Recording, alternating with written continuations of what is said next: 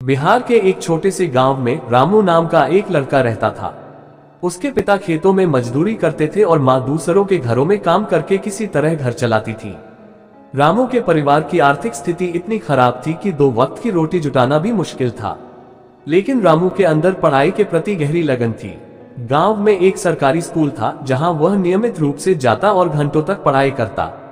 School के master जी को उसकी लगन देखकर विश्वास था कि यह लड़का कुछ बड़ा करेगा।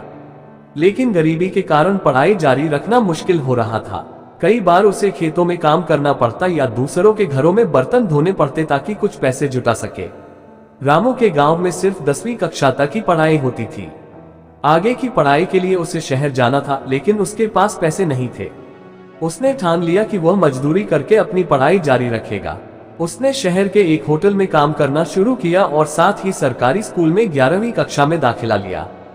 दिन में वह होटल में काम करता और रात को स्ट्रीट लाइट के नीचे पढ़ाई करता। कई बार उसे भूखे पेट सोना पड़ता, लेकिन उसके सपनों की भूख उससे ज्यादा थी। 12वीं की परीक्षा में उसने पूरे जिले में टॉप किया। उसकी इस सफलता की खबर अखबारों में छपी। एक स्थानीय सामाजिक कार्यकर्ता ने उसकी मदद की और उसे कॉलेज में दाखिला दिलवाया। कॉलेज में भी उसने पढ़ाई और पार्ट टाइम काम के सहारे अपनी शिक्षा जारी रखी। इसी दौरान उसने यूपीएससी संघ लोक सेवा आयोग के बारे में सुना। उसे पता चला कि अगर वह सिविल सेवा परीक्षा पास कर ले तो आईपीएस अधिकारी बन सकता है। यह उसके लिए एक नया लक्ष्य था। लेकिन यह परीक्षा आसान नहीं थी। ये भारत की सबसे कठिन परीक्षाओं में से एक थी। रामू ने पहली बार यूपीएससी की परीक्षा दी, लेकिन प्रारंभिक परीक्षा में ही फेल हो गया। यह उसके लिए बड़ा झटका था, लेकिन उसने हार नहीं मानी। अगले साल उसने फिर कोशिश की, लेकिन इस बार भी असफलता हाथ लगी। हर बार असफलता से वह कुछ नया सीखता गया। उसने अपनी गलतियों को पहचाना और सुधार किया।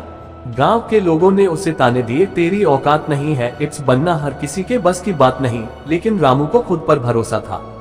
तीसरी बार रामू ने पूरी रणनीति के साथ तैयारी की। उसने पुरानी गलतियों से सीखते हुए अपनी पढ़ाई की रणनीति बदली। इस बार उसने न केवल प्रारंभिक परीक्षा बल्कि मुख्य परीक्षा भी पास कर ली। इंटरव्यू के समय उसके सामने बड़े बड़े अधिकारी बैठे थे। उन्होंने उससे पूछा, तुम इतने कठिन हालात में भी कैसे पढ़ाई कर पाए? रामू ने आत्मविश्वास के साथ जवाब दिया, गरीबी ने मुझे कमजोर नहीं बनाया, बल्कि संघर्ष करना सिखाया। मैंने अपने हालातों से लड़ना सीखा और यही मेरी सबसे बड़ी ताकत है। उसका आत्मविश्वास देखकर इंटरव्यू पैनल प्रभावित हुआ। जब परिणाम आया तो पूरे गांव में खुशी की लहर दौड़ गई। रामू ने इप्स अधिकारी बनने का अपना सपना साकार कर लिया था। इप्स बनने के बाद रामू अपने गांव लौटा। अब वही लोग जो कभी उसे ताने मारते थे, उसकी तारीफ कर रहे थे। उसने गांव में एक मुफ्त लाइब्रेरी खोली ताकि गरीब बच्चों को अच्छी शिक्षा मिल सके। आज रामू एक ईमानदार और कर्तव्यनिष्ठ इप्स अधिकारी है। उसकी कहानी हजारों युवाओं को प्रेरणा देती है कि अगर लगन और मेहनत हो तो कोई भी सपना पूरा किया जा सकता है। गरीबी कोई अभिशाप नहीं, अगर हौसला हो तो इंसान अपनी तकदीर खुद लिख सकता है।